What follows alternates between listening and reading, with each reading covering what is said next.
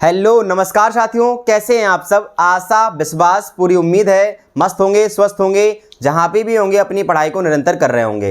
रख हौसला, वो मंजर भी आएगा, समुंदर के पास चलकर किनारा भी आएगा। थक कर न बैठे मंजिल के मुसाफिर, मंजिल भी मिलेगी और मिलने का मज़ा भी आएगा।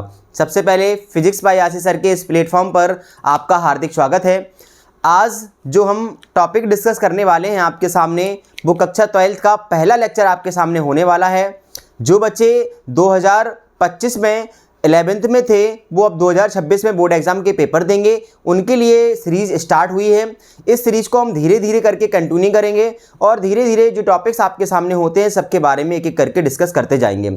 एंड में आपके सामने बहुत सारी मैराथन भी आपको देखने को मिलेंगी, लंबी लंबी पूरे वीडियो का जो शॉर्ट में सारी चीज़ें उनको समझाने का भी प्रयास किया जाएगा। आज जो टॉपिक है बेटा हमारे पास, उस टॉपिक का नाम है आवेश एवं कूलाम का नियम। और जो हमारे पास बेटा चैप्टर है पहला, उस चैप्टर का नाम हमारे पास होता है आवेश एवं वैद्युत क्षेत्र। क्या होता है बेटा, जो हमारे पास चैप्टर है, जो लेसन है बेटा, उसका नाम है बेटा क्या, आवेश एवं वैद्युत क्षेत्र। क्या है बेटा, आवेश एवं वैद्युत क्षेत्र, ये हमारे पास चैप्टर का नाम है। उस चैप्टर में से बेटा पहला टॉपिक हमने उठाया है आज, वैद्युत क्षेत्र। बेटा फिजिक्स जो है वो फील होने का सब्जेक्ट है, महसूस करने का सब्जेक्ट है। इसको हम भाई ऐसे ना लें कि थ्योरेटिकल चीज़ से या फिर रटने के साथ साथ हम इसको समझ सकते हैं। बिल्कुल ये बात आप 100% मान के चाहिए कि आपके पास जो फिजिक्स है वो फील करने का सब्जेक्ट है। जितना आप महसूस करेंगे इसे, जितना आप समझेंगे, उतना आपको बहुत अच्छे से आएगा। लेकिन आप रटने का प्रयास करेंगे तो बहुत सारी चीज़ों को आप नहीं रट पाएंगे। बहुत बड़ी फिजिक्स है, इसलिए पहली और लास्ट बात, आपको जब तक फिजिक्स पढ़नी है, जब तक ये ध्यान रखना है कि जो भी हम कॉन्सेप्ट पढ़ें, जो भी हम नई चीज़ सीखें, उसे सीखने के साथ साथ हमें ये देखना है, उसे फील करना है कि कैसे ये चीज़ होती है। जब आप फील करने लगेंगे चीज़ों को तो वो सारी चीज़ें आपको आने लगेंगी स्वतः ही।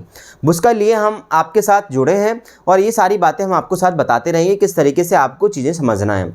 आज हम बात करेंगे बेटा आवेश के बारे में, चार्ज के बारे में और कूलाम्स लॉ के बारे में। दो टॉपिक आपके सामने हैं।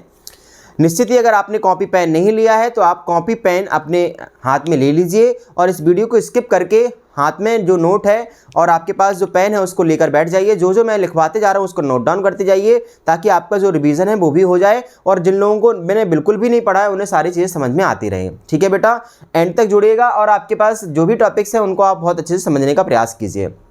चलिए बात करेंगे बेटा हम लोग सबसे पहले आवेश की, कि आवेश क्या होता है। आवेश को समझते हैं।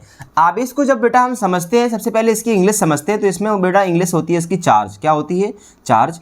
तो चार्ज हमारे साथ जो वर्ड होता है वो कहीं ना कहीं हमें सुनने को मिला होता है, कहीं ना कहीं हमने इसको सुना होता है, चाहे वो घर में हो, चाहे ऑफिस में हो, चाहे स्कूल में हो। चार्ज तो हमने सुना है। सर मम्मी बोलती है बैटरी चार्ज पे लगा दो, पापा कहते हैं मोबाइल डिस्चार्ज हो गया उसको चार्ज पे लगा दो। इस तरीके से चार्ज हमने सुना है। दरअसल आवेश होता क्या है, पहले हम उसकी आपको डेफिनेशन बताते हैं, फिर कुछ एक्सपेरिमेंट के थ्रू आवेश को समझने का प्रयास करते हैं।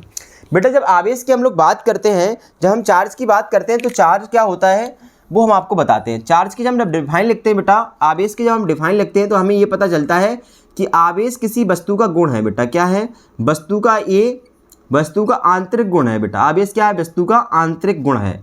आंतरिक गुण है, इनिशियल प्रॉपर्टी है, आंतरिक गुण है, जिसके कारण यह हल्के कणों को अपनी ओर आकर्षित या प्रतिकर्षित करती है। अपनी ओर आकर्षित या प्रतिकर्षित करते हैं। आकर्षित या प्रतिकर्षित करती है। कोई वस्तु की ये प्रॉपर्टी जो किसी वस्तु को अपनी ओर आकर्षित करे या प्रतिकर्षित करती है तो वो कहलाता है बेटा उस वस्तु का क्या, आवेश का गुण। ठीक है बेटा। दूसरी बात जो आवेश की दूसरी डिफाइन होती है वो ये बताती है कि ये क्या करती है बेटा, वैद्युत क्षेत्र और चुंबकीय क्षेत्र उत्पन्न करती है। आगे हम लोग बात करेंगे क्या होता है वैद्युत क्षेत्र। अभी आपको ये समझना है कि जो आवेश होता है वो वैद्युत क्षेत्र और चुंबकीय क्षेत्र उत्पन्न करता है। कभी कोई आपसे पूछे आवेश से क्या मतलब है, तो सर आवेश का वह गुण जो वैद्युत क्षेत्र और चुंबकीय क्षेत्र बनाता है या उसको दिखाता है तो वो कहलाता है बेटा आवेश। ठीक है। और वस्तु का ये कौन सा, वस्तु के आवेश क्या है, वस्तु का एक आंतरिक गुण है जिसके कारण यह हल्के कणों को अपनी ओर आकर्षित या प्रतिकर्षित करती है। अगर कोई वस्तु आवेशित है, यदि उसके पास चार्ज है, तो वो छोटे छोटे पार्टिकल्स को क्या करती है, या तो खींचेगी या फिर दूर को करने का प्रयास करेगी। चलो बेटा समझने का प्रयास करते हैं। आपने बेटा कभी ये वाली कहानी देखी होगी, जब आप अपने बालों से, अपने कंघे से जब बालों को रगड़ते थे, या मार्कर से या पेन से बालों को रगड़ते थे, फिर हम छोटा सा कागज़ उठाने का प्रयास करते थे, तो कहीं ना कहीं जो बेटा हमारे पास कागज़ हुआ करता था वो उड़ जाता था। उड़ जाता था कि नहीं बेटा? हम देखने का प्रयास करेंगे, शायद वो आपके सामने उठ जाए। ये बेटा हमने इसको रगड़ा, रगड़ने के बाद हमने क्या किया बेटा, ये जो हमारे पास कागज़ है, देख लीजिए ये कागज़, ये आपका देखो, ये इस पे अट्रैक्ट हो गया ना। तो इसका मतलब ये है, जो हमारे पास ये मार्कर थी बेटा, ये क्या हो गई, आवेशित हो गई। जैसे ही आवेशित हो जाएगी तो इसलिए हल्के पार्टिकल को अपनी ओर क्या कर लिया, अट्रैक्ट कर लिया। इसका मतलब है ये बेटा क्या हो गई, आवेशित हो गई। समझ में आ गया? चलिए, आवेशित जो है और चार्ज है कैसे आया, उसके बारे में हम कुछ आपके साथ जो एक्सपेरिमेंट है उनको डिस्कस करेंगे। एक्सपेरिमेंट नंबर बेटा फर्स्ट की जब बात करेंगे हम, एक्सपेरिमेंट नंबर जब फर्स्ट आपके सामने बात करेंगे तो वो क्या होता है उसको समझेंगे। यहाँ पे हम एक्सपेरिमेंट नंबर 2 देखेंगे बेटा। दो एक्सपेरिमेंट कई वैज्ञानिकों ने किए, तो उन दोनों एक्सपेरिमेंट को समझने का प्रयास करेंगे। एक्सपेरिमेंट नंबर फर्स्ट था बेटा कि अगर उन्होंने क्या किया, एक कांच की छड़ ली। क्या ली बेटा? एक कांच की छड़ ली, ग्लास ट्यूब ली। ग्लास ट्यूब को उन्होंने क्या किया, सिल्क से रगड़ा। सिल्क क्या होता है, जो हमारे पास ऊन होती है उससे रगड़ा। जैसे हमने बाल से रगड़ा था इसको, ऐसे उन्होंने क्या किया, कांच की छड़ को रेशम से या फिर आपका जो ऊन होती है उससे रगड़ा। देखना बेटा एक्सपेरिमेंट क्या है। कांच की छड़ ली, उसको रेशम से रगड़ा और धागे के सहारे उसको लटकाया। तो हम ऐसा एक एक्सपेरिमेंट बना रहे हैं आपके सामने। ये बेटा उन्होंने क्या किया, यहाँ से धागा लिया और जो कांच की छड़ थी उसको रगड़ने के बाद उन्होंने क्या किया बेटा, इसको एक धागे के सहारे लटका दिया। ठीक है बेटा। उसके बाद फिर से कांच की छड़ ली। जब कांच की छड़ ली उसको भी फिर से धागे के सहारे क्या किया, उन्हें लटकाया, इसको लटकाया। लटकाने के बाद यहाँ पे दोनों जगह पे उन्होंने क्या यूज किया था बेटा, यहाँ पे दोनों जगह उन्होंने जब रगड़ा था उसको लिया था बेटा, क्या आपके पास ऊन ली थी। क्या ली थी? ऊन लिए थी, या फिर सिल्क कह सकते हैं। और सिल्क नहीं कहना है तो हम लोग क्या कह सकते हैं, इसको रेशम कह सकते हैं। क्या कह सकते हैं बेटा? रेशम। रेशम से रगड़ा।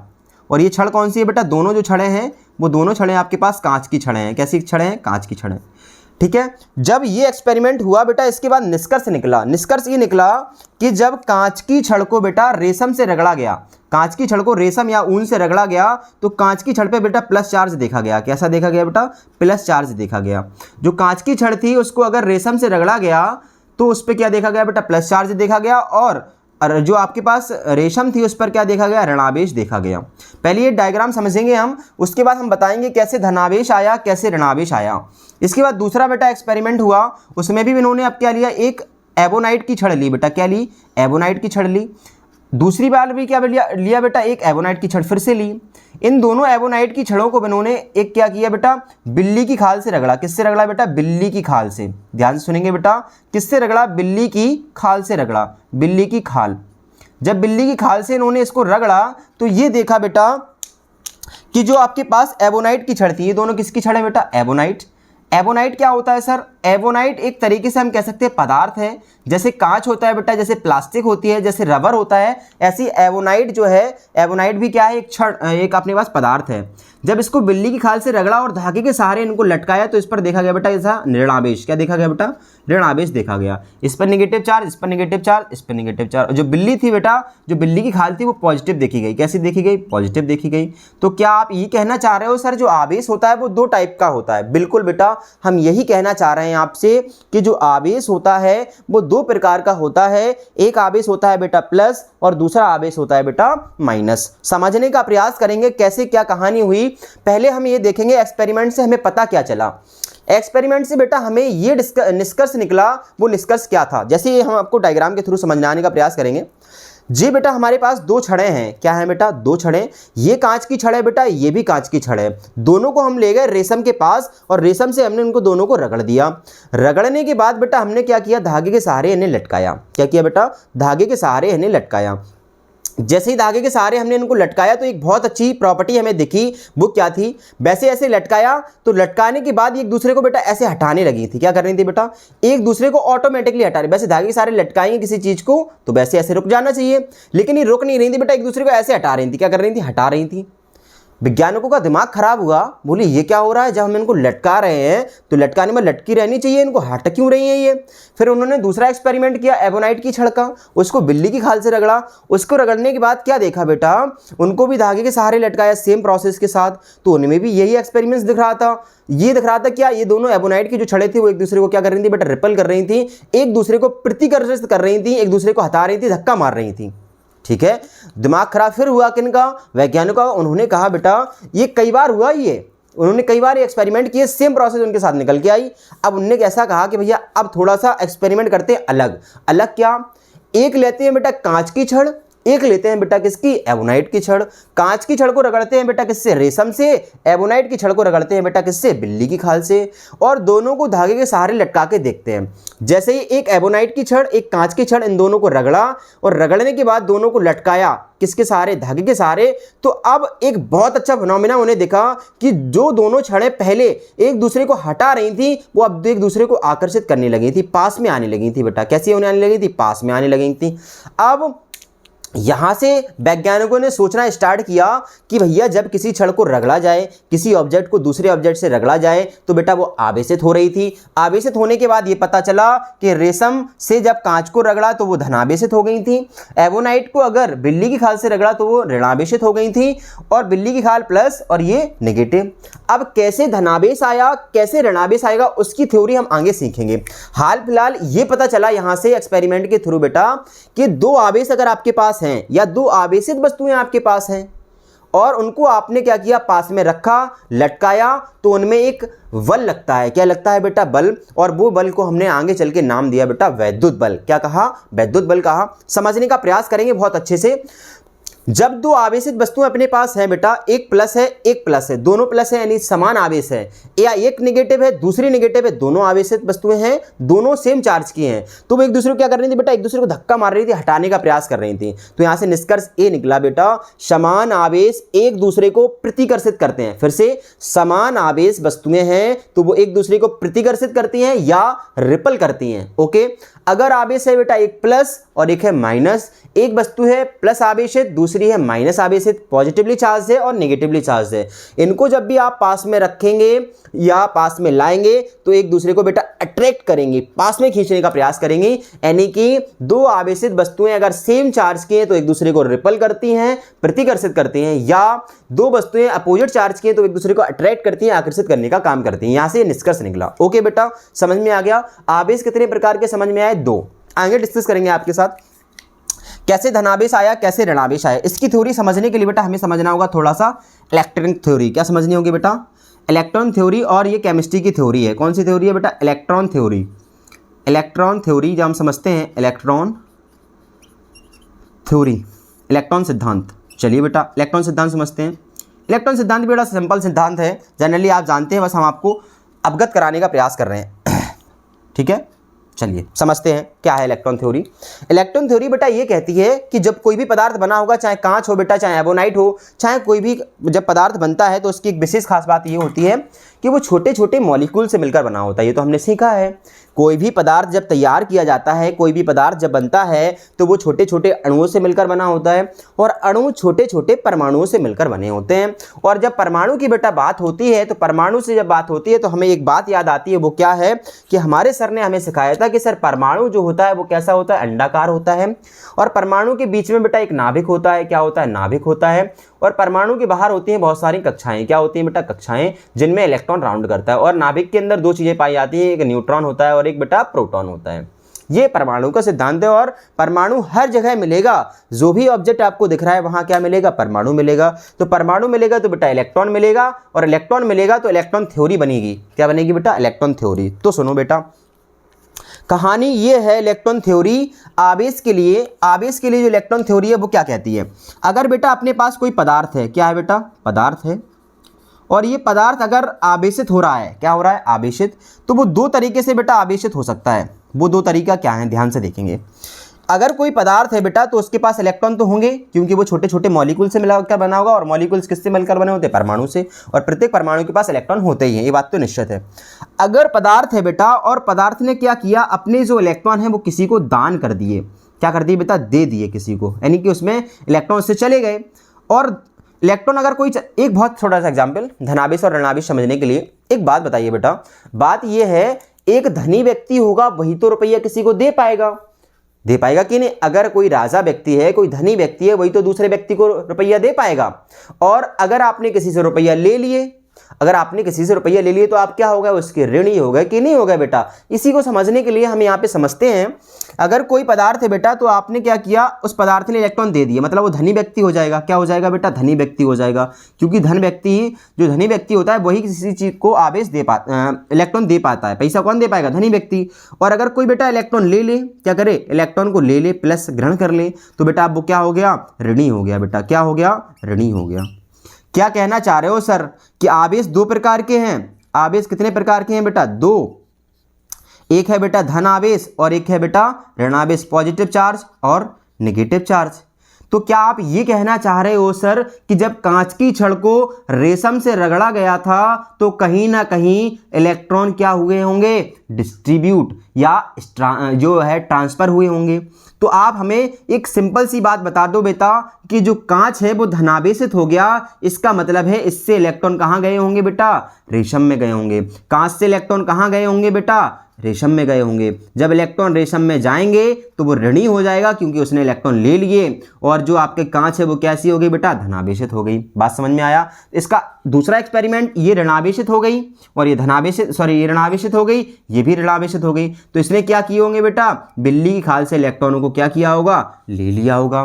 बात समझ में आ गई कि नहीं आ गई। इतनी बात सर हमें एकदम से क्लियर हो गई, अब हो गई। चलिए इसका स्क्रीनशॉट ले लीजिए, फिर आगे बढ़ते हैं हम। निश्चित ही आपने स्क्रीनशॉट ले लिया होगा। आगे बढ़ेंगे और ट्विस्ट आएगा बेटा। अभी आगे ट्विस्ट क्या आएगा समझने का प्रयास करेंगे बेटा। जब भी हम ये 4 चैप्टर पढ़ेंगे इस फिजिक्स के शुरू के जो 4 चैप्टर होंगे उनमें बेटा आवेश ही आवेश है। क्या है बेटा, आवेश ही आवेश देखने को मिलेगा। इसलिए आवेश को आपको बहुत अच्छे से समझना है, चार्ज को बहुत अच्छे से समझना है, ठीक है। एक्सपेरिमेंट समझ लिया सर, आवेश समझ लिए कितने प्रकार होते हैं। तो आवेश की और बातें बताइए सर, आवेश की और बातें समझाते हैं आपको। चलिए घुमाते हैं आवेश के अंदर। जब बेटा आवेश की बात करते हैं तो बहुत सारे वर्ड्स आपके पास आते हैं, वो समझेंगे बेटा। फिजिक्स में बेटा आवेश दिखेगा आपको तो इसका जो नोटेशन होता है, प्रतीक होता है, वो होता है बेटा क्यू। क्या होता है, क्यू। जहां पे आपको क्यू दिखेगा तो क्या क्लिक करेंगे आप, आवेश की बात हो रहे हैं। आवेश को किससे प्रदर्शित करेंगे बेटा, आप क्यू से। चलिए सर, क्यू से प्रदर्शित कर लिया हमने। आवेश के प्रकार भी समझ लिए सर, 2 होते हैं, प्लस होता है और माइनस होता है। इलेक्ट्रॉन अगर कोई लेता है तो वो ऋणी हो जाता है, इसलिए ऋणावेशित हो जाता है। इलेक्ट्रॉन किसी को देता है तो वो धनावेशित हो जाता है, पॉजिटिव चार्ज होता है। तो आवेश हो गया बेटा 2 प्रकार के, धनावेशित और ऋणावेशित। अगर बेटा माइनस माइनस है तो एक दूसरे को हटाएंगे, प्लस प्लस है तो एक दूसरे को हटाएंगे, माइनस और एक प्लस है तो एक दूसरे को अट्रैक्ट करेंगे। ये भी हमने सीख लिया। चलिए आगे बढ़ते हैं बेटा। जब भी कोई भौतिक राशि सीखते हैं, जब भी कोई नया मेहमान हमें मिलता है तो उसका स्वागत करते हैं कि नहीं करते हैं। इसी तरीके से हम लोग आवेश का भी स्वागत करेंगे बेटा। स्वागत करने का मतलब ये है हमारा कि हम आवेश के बारे में 3 बातें लिखेंगे। कितनी बातें लिखेंगे, 3 बातें। अच्छा सुनिए, जो हमारे पास सीन है बेटा, सीन ये है कि हम जो भी चैप्टर पढ़ेंगे उनमें हमें नए नए मेहमान मिलेंगे। नए मेहमान मिलने का मतलब है एक नई भौतिक राशि मिलेगी, कोई नई चीज़ सीखेंगे। और जब नई चीज़ सीखते हैं तो थोड़ा सा समय लगता है, और समय वो लगता है, और हम अगर उनको बार बार मिलते रहते हैं, उनसे चीज़ें करते रहते हैं तो हमारी बॉन्डिंग हो जाती है अच्छी और हमें चीज़ें आने लगती हैं। इसी तरीके से जो आवेश है वो पहला वर्ड है आपके लिए, 12th वालों के लिए, तो इसको हम बहुत अच्छे समझेंगे। क्यों दिखेगा, आवेश याद आएगा। अब आवेश याद आएगा तो हम उसकी क्या करेंगे बेटा, खातिरदारी, क्योंकि नए मेहमान मिले हैं। और वो खातिरदारी होगी बेटा 3 बातों से। वो भौतिक राशि जो मिली है उसका मात्रक लिखेंगे बेटा, उसकी बिमा लिखेंगे, और उसके हमारे पास मात्रक, बिमा और कौन सी राशि है, अदिश की सदिश, ये 3 बातें हम लिखेंगे। 3 तरीके से उसका क्या करेंगे, सम्मान। क्या सा कि सर आवेश है, कोई भी भौतिक राशि अगर नहीं मिलती, कोई नया मेहमान मिलता है, कोई नई अपने पास चीज़ आती है, नई चीज़ सीखते हैं, नया फॉर्मूला सीखते हैं, तो उसमें 3 चीज़ें हमें बेसिकली ध्यान रखनी होती हैं। एक मात्रक, दूसरा बिमा, और तीसरा आपके पास कैसी राशि है, अदिश की सदिश। चलिए जब हम बात करेंगे बेटा आवेश के मात्रक की, किसकी, मात्रक की, तो आवेश के मात्रक हमारे पास बहुत सारे होते हैं। बहुत सारे मतलब सर 50-60 है का, 50-60 तो नहीं है, लेकिन फिर भी पर्याप्त मात्रक हैं। 4 मात्रक हमें देखने को मिलेंगे आवेश के। कितने बेटा, 4। किसकी बात कर रहे हैं, आवेश के मात्रक की। आवेश के मात्रक, सर मात्रक क्या होते हैं, मात्रक बेटा वही होते हैं जो आपने सीखे हैं, कोई जादू नहीं है, कोई टोना नहीं है। हम आपसे कहें आपका द्रव्यमान कितना है तो आप बताएंगे सर 50, और जो बगल में चिपका है किलोग्राम, इसको कहते हैं बेटा मात्रक। हम कहें मम्मी कहें कि आप 2 किलो क्या ले आओ बेटा, शक्कर ले आओ, तो 2 के साथ किलोग्राम चिपका है, ये है बेटा मात्रक। कोई कहे 5 मीटर डिस्टेंस नाप लो, तो 5 के बगल में मीटर चिपका है, तो ये मीटर मात्रक हो गया। ऐसे ही आवेश को जब आप नापोगे तो वो किसी ना किसी चीज़ में नापोगे तो उसी को हम लोग बोलते हैं बेटा मात्रक। तो आवेश के बेटा हमारे पास जो मात्रक होते हैं वो 4 निकल के आते हैं। पहला आवेश का मात्रक सीखेंगे बेटा। पहला आवेश का मात्रक हम कोई जादू नहीं कर रहे हैं बेटा, आपने फॉर्मूला सीखा होगा I बराबर Q/T। सीखा कि नहीं सीखा? बिल्कुल सर सीखा है। एक मान के अगर आप क्रॉस मल्टीप्लाई कराएंगे तो Q बराबर आपको फॉर्मूला मिल जाएगा I × T।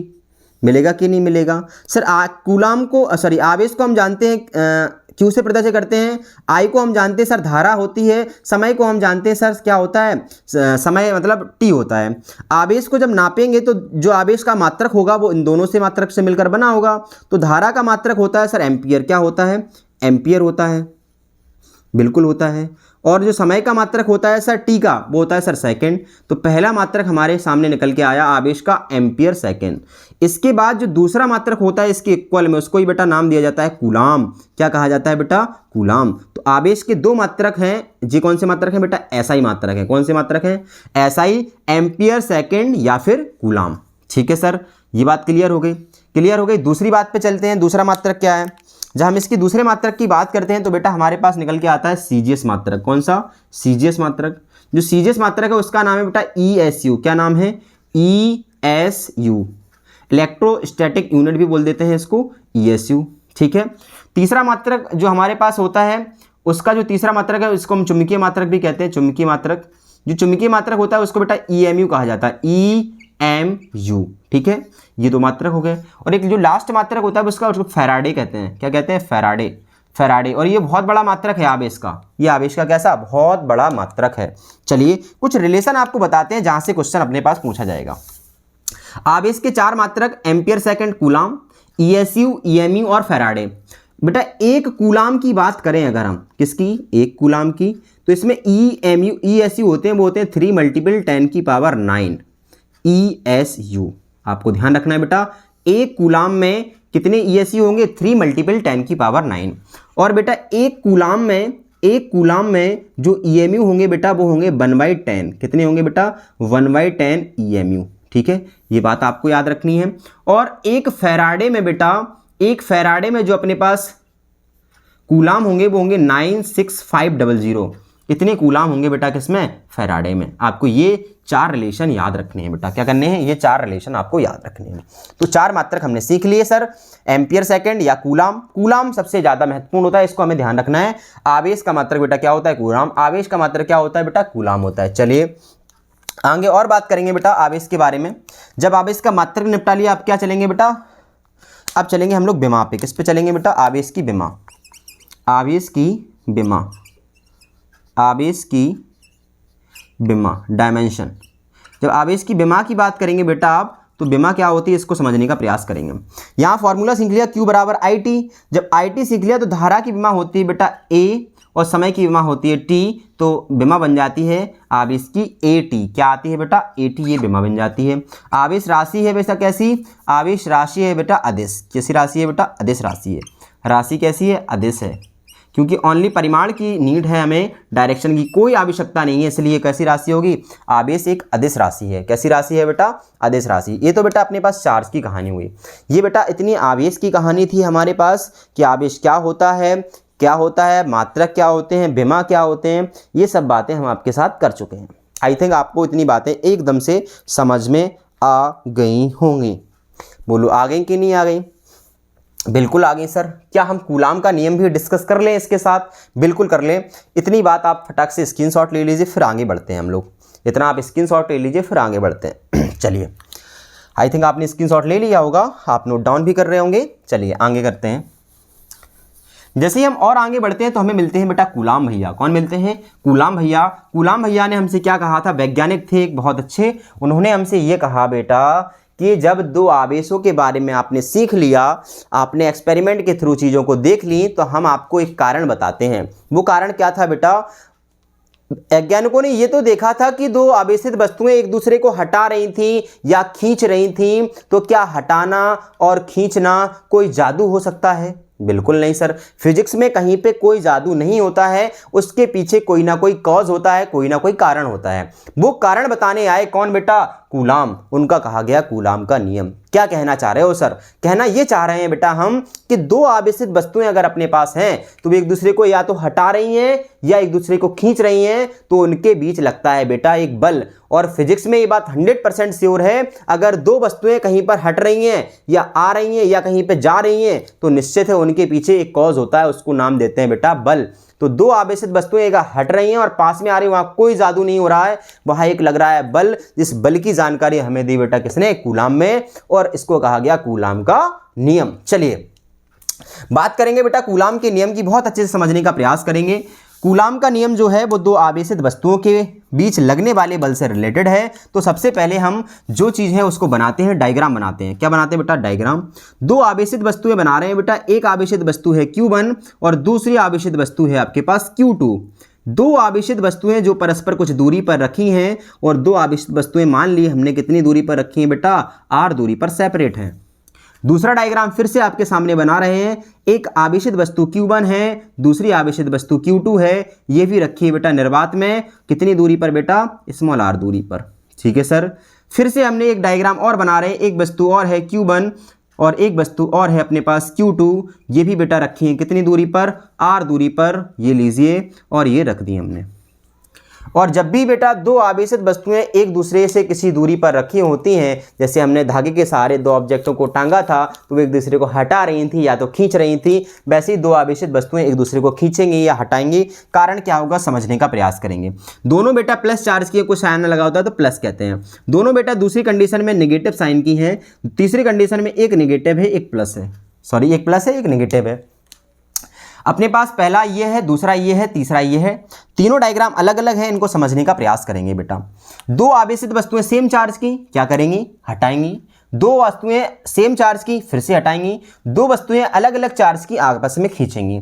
तो खींचेंगी हटाएंगी तो क्या लगेगा बेटा? बल लगेगा। ये वाली वस्तु धनावेश, ये वाली वस्तु धनावेश एक दूसरे को धक्का मारेंगी, तो ये इसको धक्का मारेगी बेटा बाहर की ओर, बल लगेगा F। ये वाली इसको धक्का मारेगी बाहर की ओर, तो यहाँ पे भी बल। फील करो बेटा, दो आवेशित वस्तुएं एक दूसरे को हटा रही हैं, हटाएंगे मतलब धक्का मारेंगे, धक्का मारेंगे मतलब बल लगाएंगी। तो ये इसको धक्का मारेगी इधर, ये इसको धक्का मारेगी इधर। ठीक है। और यहाँ पे देखिए ये इसको धक्का मारेगी बेटा कहाँ? इधर पे। माइनस माइनस है, ये वाला इसको धक्का मारेगा कहाँ को? इधर को। ये बल लगाएगा। ये बेटा इसको खींचेगा, ये इसको खींचेगा, दोनों आपस में खींचेंगे तो यहाँ पे भी बल लगेगा F। बोलो डायग्राम क्लियर है क्या सभी को? डायग्राम एकदम से सभी को क्लियर होगा। चलिए कूलाम का जब नियम लिखते हैं बेटा तो एक नियम क्या कहता है समझने का प्रयास करेंगे। इस नियम के अनुसार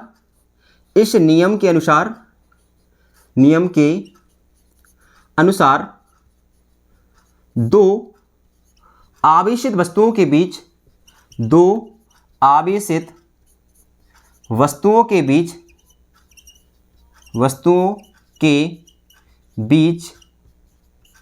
लगने वाला बल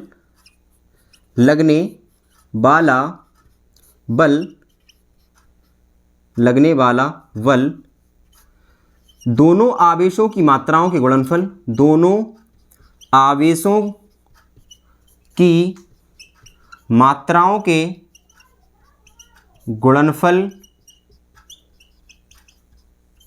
के समानुपाती तथा उनकी बीच की दूरी, उनकी मतलब आवेशों की, तथा आवेशों के बीच की दूरी तथा आवेशों के बीच की दूरी के वर्ग के व्युत्क्रमानुपाती होते हैं। व्युत्क्रमानुपाती होता है, व्युत्क्रमानुपाती होता है। ये हो गया आपका कूलाम का नियम। इसको मैथमेटिकल फॉर्म में समझने का प्रयास करेंगे बेटा, बहुत सिंपल है।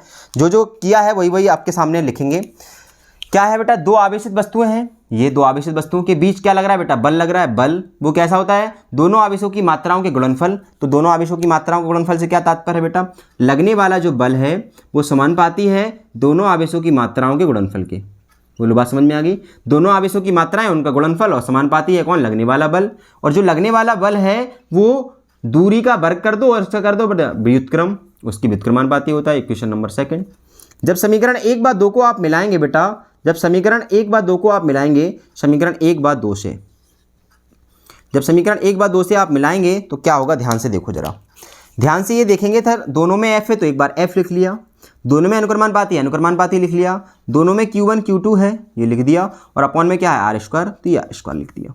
ये इक्वल जब भी हटेगा पूरी फिजिक्स में, सॉरी ये समानुपाती जब भी हटेगा पूरी फिजिक्स में, तो ये साथ में इक्वल का साइन देता है और एक कांस्टेंट देता है, एक नियतांक देता है, एक कोई अपने आप में ये कहता है भैया हम हटेंगे तो इक्वल का साइन आएगा और हम कुछ मेहमान दे के जाएंगे आपको। तो यहाँ पर जो मेहमान है वो अपने पास हम मान के चल रहे क्या है, एक नियतांक है capital A Q1 Q2 upon R square. This is the Coulomb's law.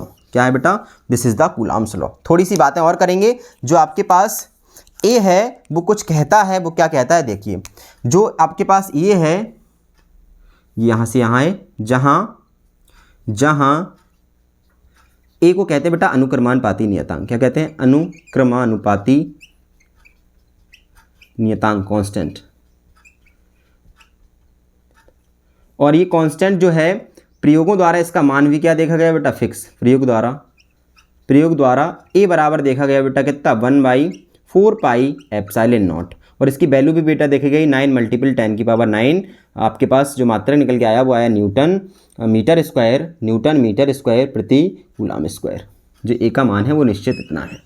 ठीक है, जब हम इसको और अच्छे से लिखते हैं तो F बराबर आता है बेटा, A की जगह पे क्या लिख सकते हैं, 1/4 पाई एप्सिलॉन, तो ये लिख देते हैं 1/4 pi epsilon not Q1 Q2 upon R square. ये फॉर्मूला निकल के आता है एक, या फिर हमारे पास जो दूसरा फॉर्मूला निकल के आता है 1/4 पाई एप्सिलॉन की जगह फिर से इसको अगर हम लिख दें तो F बराबर आ जाएगा 9 × 10⁹ Q1 Q2 upon R square. इतनी बातें आप लिख लीजिए, नोट डाउन कर लीजिए, आपको इतनी बातें एकदम से समझ में आ गई होंगी। बोलिए हाँ या ना। आई थिंक ये सारी चीज़ें आपको एकदम से क्लियर हो गई होंगी।